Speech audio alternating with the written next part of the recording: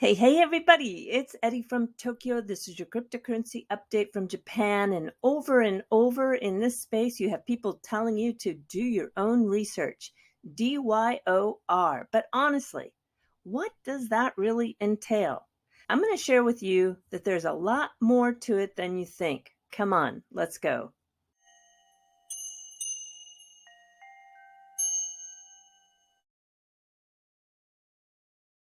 DYOR, or what is sometimes called due diligence. I haven't seen any good guidelines in the crypto space.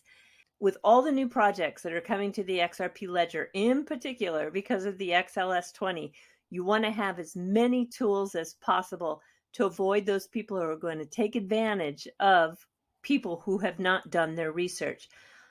I've heard things like, well, I've known him for years. I've been chatting with him on social media. I thought he was a good guy, or she was an ambassador, so I trusted her. A proper investigation contributes significantly to informed decision making. It's not 100% accurate, I realize that, but certainly it reduces your risk. Crypto projects have all the trademarks of traditional businesses and more because of the digital assets that it incorporates into its business model. And we can divide the framework into 10 distinct areas. Starting with number one, the sector. So for example, what's the size of the addressable market? And what are we doing here? Is it DeFi, tokenization? Is it gaming, NFTs, payment, metaverse, supply chain, trade finance, business as a software, blockchain as a software as a business, and so on? And with many of these in crypto, of course, you've got a token or a digital asset in the mix. Number two is, what's the problem being solved? This is where you really need to focus on the utility. Number three, what differentiates that solution? So what we're doing here is we're looking at what is the competitive advantage, if there is any at all. Then you've got the team, the advisors, the partners. We're going to look in detail in this video with number four. But moving along, to really do a proper due diligence or your own research, you have to continue to the business model. That business model, well, some are just not sustainable. And then you have the tokenomics, the tech stack, the part that is really, well, for a lot of people, they're not interested, but in the crypto space, it's one of the most important segments of all. Are they doing things in-house? Are they outsourcing it to a third party? When you break that down, you're going to find that it takes hours and hours of research for that tokenomics. And then you move on to the roadmap. The roadmap is, does this company have vision? Is it viable? And number 8, marketing. This is a very huge part of crypto. Is there a community? Because community does matter. And is the growth organic or is it hyped? And sometimes, is it bought? Is it professionally managed or is it just something that is shot from the hip of the founder? Yeah, this part of the business goes way beyond a podcast or a YouTube channel or a Twitter account, or even just having occasional press releases and, well, your basic brand building. This is a real monster. 9, regulation. Well, for this space, that is the risk, right? And then finally, funding. How far is the runway? That's what we say. Do they have a long runway, short runway, especially in a bear market?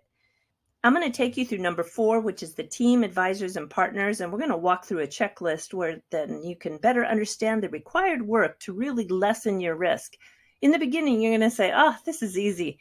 Yeah, the beginning is easy. It probably will take you just about an hour. But as you get into number 4, you're going to find that there is some real research that needs to be done. All right, from the top. Team section 1, the website. It's pretty straightforward. The first impression that you receive, the overall design, the look and feel, the UI, is there a wow factor? Do you find any spelling errors? And you've got a square there where you can apply the points, 1 to 10, depending on what you find. 10 being the highest, 1 being the lowest score. Followed by, is the business model message clear? What are they doing? And it should be clear from the landing page. You shouldn't have to go anywhere beyond the landing page to understand what is it this business is doing. Next, working links. Apply the points that correlate to, do they all work, or are you finding some broken links? How about multiple language? Give 3 points for each language that you find. The contact page, you have 0 to 10 points. 0 would be, well, it's very difficult to make contact with this company. And a live chat, I think, would be scoring quite higher than just email, phone numbers, or a generic form that you submit. Now, the important part is you want to test this response. Continuing on to the FAQs, you've got a 0 to 10 points, and that would be based on the quality of questions and answers that they give you. And then finally, the confirmed social media presence, 10 points for each active maintained account. Don't just see if they've got a link. Go and check if they have a Twitter account. For example, are they actually posting on their Twitter feed? And is it quality post? How often? This is really important, and this will take a little bit more time. Now let's really get into the meat of Section 4. Team Section 2, the C-suite, the CEO, the CFO, the CIO, the CMO, and you're going to start with their names, first and last, and you're going to give points whether they're fully doxed. No points, I mean 0 for pseudonyms or names that don't have a last name. Can you confirm these people on any public documents, business registration, leases, public filings, etc.? 5 points when you do. Can you confirm these individuals on LinkedIn or another social media with a face? You know, when you don't have a face, this is really a sign of lack of transparency or even attention to detail. And with a confirmed face, is there a voice? And I think you want to hear that voice on at least one social media platform like YouTube, Twitch, maybe a podcast, a Twitter space, a TikTok, etc. 5 points for each one of those you can find. Previous experience, 0 to 5 points for each that are related. And there would be no limit to the amount of past positions that have crossover value. For example, if the sector is gaming and the team member has held 3 previous positions with 3 gaming companies, that would be 15 points. And then you have the entrepreneurial past history, the successful businesses they have built, possibly even some funding rounds or successful exits. That would score 5 points each. All of the answers do require a fair amount of research. Personal wallets or an address to the tokens. This is when you have a digital asset wrapped up in the mix of a business. You'll find that some of the more transparent projects will give you an address so that you can see the actual movement. Add 10 points for each wallet address that you can associate with that team. And then you have the extra bonus point for the blue Twitter feed. This is a verified check mark. Now, I understand some of these check marks can be purchased. Yes, believe it or not, that is done. But still, nonetheless, we're going to give 5 points if they are verified. And then finally, in this team section 1, you've got the face value reputation. This is a score 1 to 10 based on just the face value of the reputation. I'm not talking about a deep dive or a background check. That is very, very important to do. But in this case, we're just giving a 1 to 10 points for the face value reputation. Now let's move to team section 2, where you have points given for patents, inventions, designs, first in industry awards, memberships. Those are pretty important. These people have skin in the game in their life, so 5 points for each of them that you can verify. Then you have a public face. Is there a spokesperson for this project? Does this spokesperson give open DMs, direct mails, or can you contact them by email? Do they respond on the Twitter spaces? Are there live streams? Do they have AMAs? Are there panel discussions? You see what I'm getting at. It's 0 to 20 points. And yeah, we're going to go up to 20 points on this one because it's based on the ease of contact and the frequency of engagement within the public sector. Now you can move to section 3, which is the business relationships. And this is where you get into a little bit more research. You want to look at their running projects. And is there synergy with these collaborations, the memo of understandings, the joint ventures? You have to go beyond the press release because press releases are just really hype. You have to go in and verify, are these collaborations real? Are these joint ventures really active?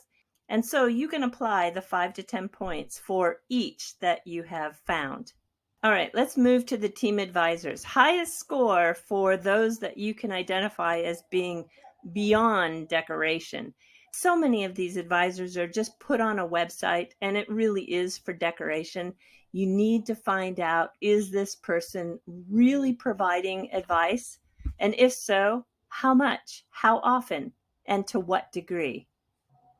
You're going to be able to give 1 to 20 points for testimonials. And yes, these testimonials should be verified. You don't want to see just random comments with a single first name. And business partners, 10 points scored for advocates that bring value to the brand. Deduct 25 points for those business partners that damage the brand. And that may occur 1 or 2 times. Now, the verified brand ambassadors, yes, sometimes called advocates, score 10 points for those that bring value to the brand, but deduct 25 points that damage the brand.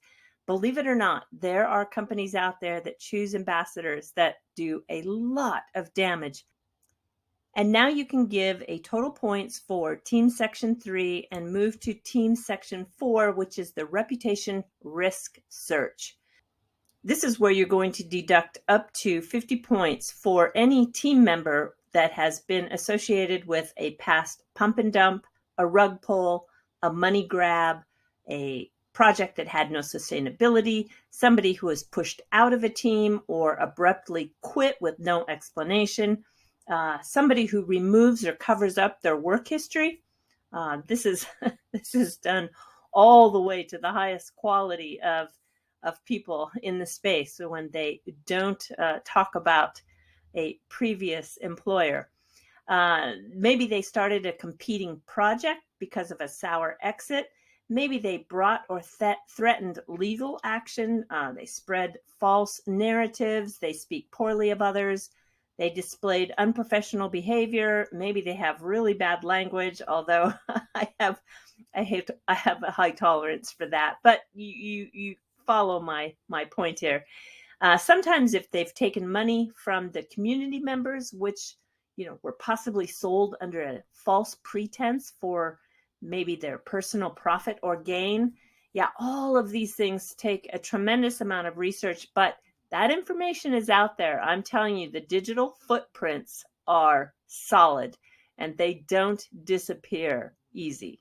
Okay, Team Section 5. These are the red flags. These are where you find team members who have been project jumping or social media chatter, maybe even an arrest, a change of business model midstream, and any other public comments that point to inconsistencies. You want to research YouTube comment sections. You want to take a look at the Medium articles, Reddit, Discord, Telegram, search Twitter with hashtags, listen to various live streams on multiple platforms where they were guest appearances and they had mainstream media and global conferences. All are suggested sources to gather these red flags. Deduct 1 to 20 points for each relevant find based on the impact. The minus points may not apply for this section. However, should they exist, it should always reflect a negative account.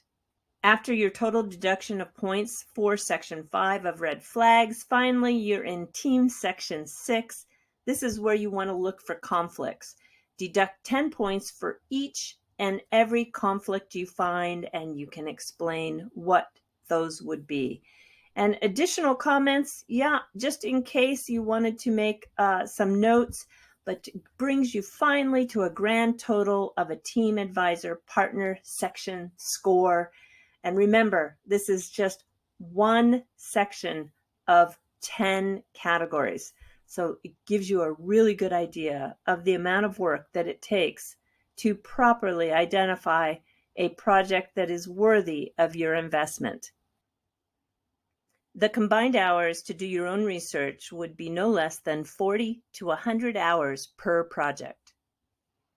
The goal here is to give you the guidelines so that you can go into each of those segments and determine whether this is a project that you want to get involved with or not. Please give me your comments, and if I see that there is a desire to have more of those segments broken down, I'll be sure to do that for you. All right, everybody, do take care. Sayonara for now. Bye-bye.